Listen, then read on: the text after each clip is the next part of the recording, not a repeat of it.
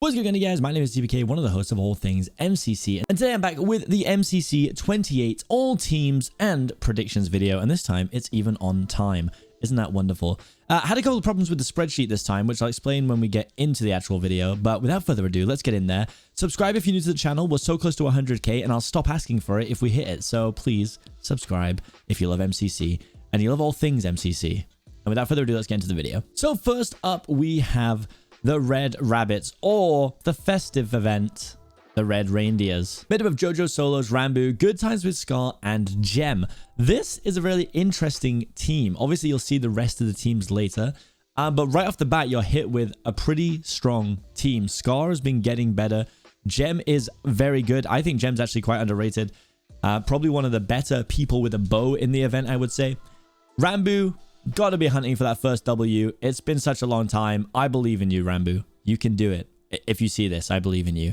And JoJo is just going from strength to strength. Last time I teamed with JoJo, absolutely popped off. First individual, unbelievably powerful. So I'm excited for this team. It's definitely a really good one, and I think we can see them do well. And again, I think this is going to be similar to the team that I had with JoJo for MCC 25, where there's going to be a good mix of people wanting to win, being competitive, but also people having a good time, and the vibes are going to be perfect. So let's see who's on the next team. So we have the Orangeocelots, or my least favorite name of all time, the Gingerbread Men. I think it's my least favorite. I kind of love it as well, though. Made up of purpled Smager, first newcomer Beckyamon, and then technically second newcomer Impulse SV. Impulse you will have just seen in the previous MCC, which was deemed half canon.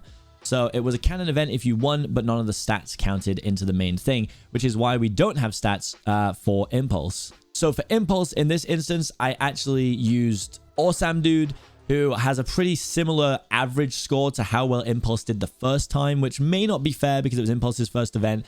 It was half canon. He was on a strong team too.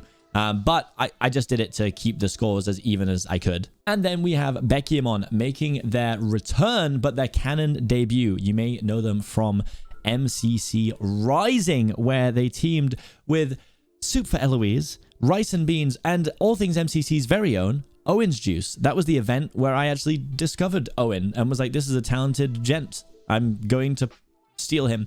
And here we are. And the Smager Purple duo is going to be very strong. I think we can easily see Purple going for individual number one again. There doesn't seem to be much Purple can't do. Again, a strong team, but I think a lot of it comes down to how well Beckyamon and Impulse adapt to being in a canon main event, which I think it's fair to say are much more competitive than the events that they've competed in so far. Oh, also, I know we moved on now, but I used the Orion Sounds average for Beckyamon because I think they'll probably score similarly in the event, but time will tell. Next up, we have the Yellow Yaks, or for this event, the Yellow Yetis, made up of H-Bomb 94, or H-Bomb 96, if you saw a Twitter post, Awesome Dude, Cub Fan, and False Symmetry.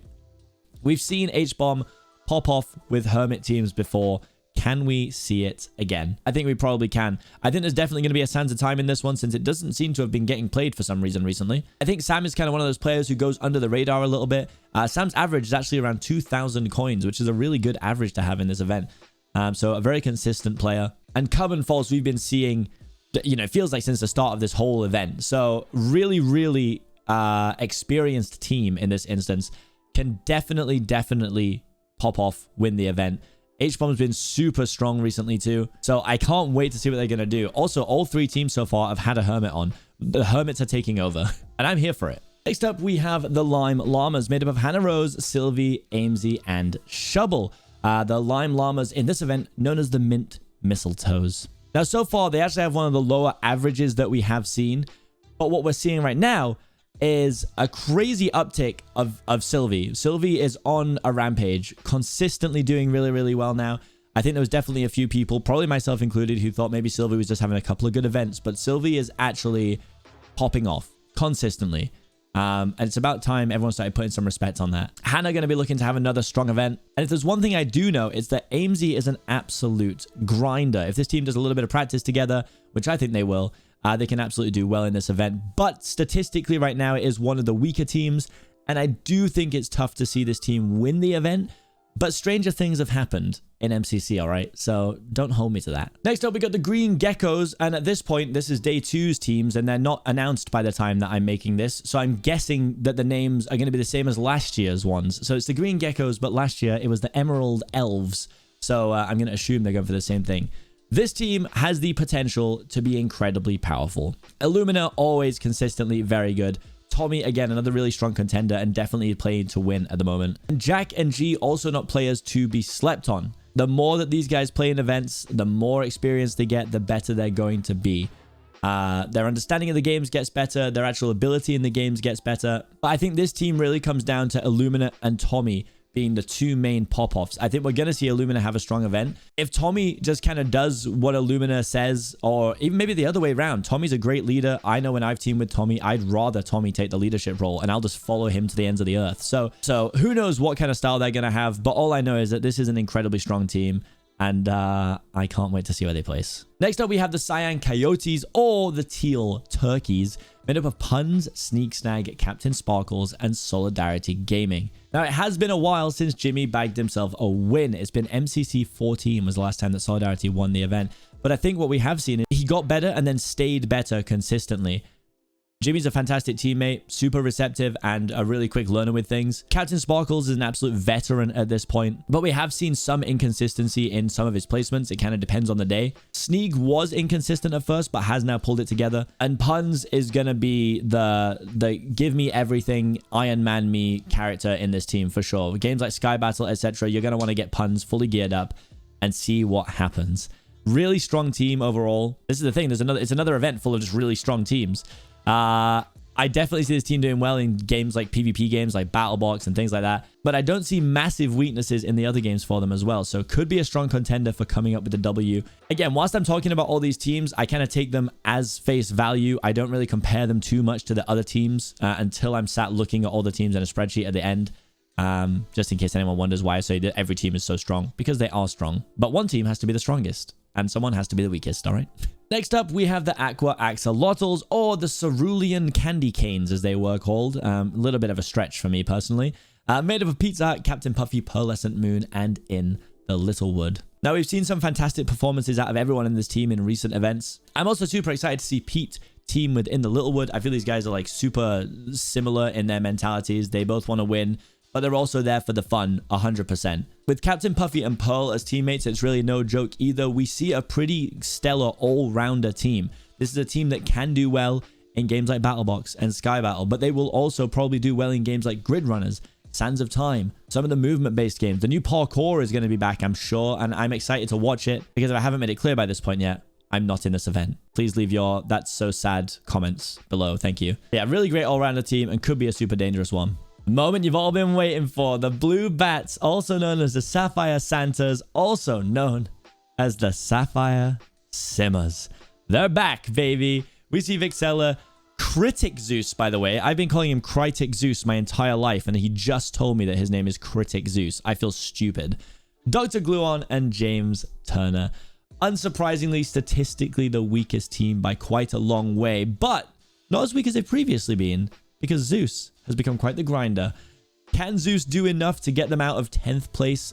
Probably not, but super excited to have the Simmers back. I think they're an absolute staple. I know a lot of the community gets behind them, as you should. I'm rooting for the hashtag not last again.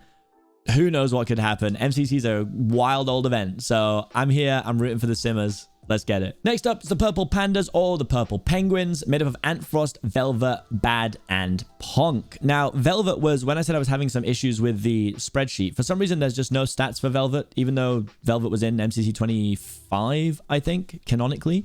But there's just no stats for some reason. So I did end up giving Velvet Eret's stats, which were around similarly placed in average scores, so I just thought that was a good way to do it. Super cool team. We've seen some inconsistency with Velvet, but with Antfrost taking the lead, taking the reins on this team, I can see them doing really well. I don't see this team winning the event personally, but it's one of my favorites because Ponk's on it, and you know we stand Ponk in this household.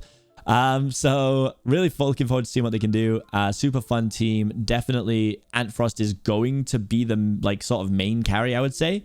But I think they're going to be an absolute blast to watch. And your final team are the Pink Parrots or the Pink Presents, made up of Tapple, Filzer, Ludwig, and Snifferish. Super cool to see Ludwig coming back. And, you know, there's quite a significant benching for this MCC, which I'm assuming means Ludwig actually asked to come back and be in the event, which is really cool because we need to see more people wanting to actively be in it from outside of the normal Minecraft community too. It's like a really cool opportunity. I mean, what can I say? The duo of Tapple and Filzer alone could be very strong, but Tapple is the strongest player on this team, and we have seen some inconsistencies with their placements in recent events, kind of bouncing around between sort of 12th and 25th. Filzer, again, has been in so many events at this point, so this team does bring a wealth of experience to players that are a little newer, like Ludwig. Super fun team, but again, I don't massively seeing it being a team in contention to win the event. But as we've seen, game order matters. The games that are actually being played matters. Anything can happen. Without further ado, now let's look into some of the other stats and my predictions. So you can see here, if we use Scott's method, we have this order. It's orange, green, cyan, yellow, aqua, red, purple, pink, lime, blue. And honestly, at first look, it's kind of similar to how I might place them myself, honestly. Interestingly, we see Illumina taking first place, Purple with second, Just, Jojo with third by a little bit, Puns, then actually H-Bomb, then Pizza Hut now, which is very interesting. Look at this. Sylvie's average is literally 9th place in this whole event, which is, you know, it's such a cool thing to see. But if we change it to season 2 average, which I think is also still a fair way to rank things, we do see some switch up in the teams: orange, cyan, green, aqua, red, yellow, pink, purple, lime, blue. The problem with the averages is obviously we're going to see teams like the Simmers are going to be much lower. There's a 5,162 point differential. And for some reason, I guess because Ludwig hasn't played enough events, there's no Scott's method score here, which does sort of, I think, affect it a little bit. But overall, the teams are pretty close: 7-6, 7-6, 7-9, 8-1, 8-3, 7-1, 7-9, 8-7. So Scott's team significantly the highest. Obviously, I gave Beckham on the Orion Sound, which I think they can score similarly. So I don't think it's out of hand. And Impulse was on a team that I would say is similarly talented for the event that they were just in, but it was half cannon, and it's fair to argue that it wasn't as competitive. So actually matching the score here could be a little too much. I think we could see Impulse maybe get around the 1-6, 1-7 coin mark, which would bring this down by quite a bit. But it does still mean that Scott's team is significantly the strongest, followed by green, which is Illumina, and cyan, which is Puns. It's about that time where I give you guys my predictions, but to make things a little interesting this time, I am going to post what the actual outcomes would be statistically alongside my predictions. I feel like sometimes people think that when I talk about my predictions, I'm speaking matter-of-factly, and I'm not. I'm speaking based on my opinion of the players and the teams, which is very different to the factual stats. So I will show you my predictions in 3, 2, 1. Okay, so statistically, we have, and this is from the season 2 average. You can see it here. It's orange in first, cyan second, green third, aqua 4th, red 5th, yellow 6th, pink 7th, purple lime, purple 8th, lime 9, and blue in 10th. These are the statistical season 2 average placements. I have gone for something slightly different. So I think it's going to be blue in 10th. I'm sorry. I really hope it's not true, but I think it is. Lime in 9th, pink in 8th, purple in 7th, red in 6th, yellow in 5th, aqua in 4th, cyan in 3rd, orange in 2nd, and green in 1st. Yeah, who knows? Let me know what your predictions are in the comments below, as always, and take these with a pinch of salt because they are just predictions. I often get them wrong. Guys, thank you so much for watching. Hopefully you've enjoyed this. Hopefully you're excited for the next MCC, even though I'm not in it. Big sad. And I'll see you guys in our next video. Peace.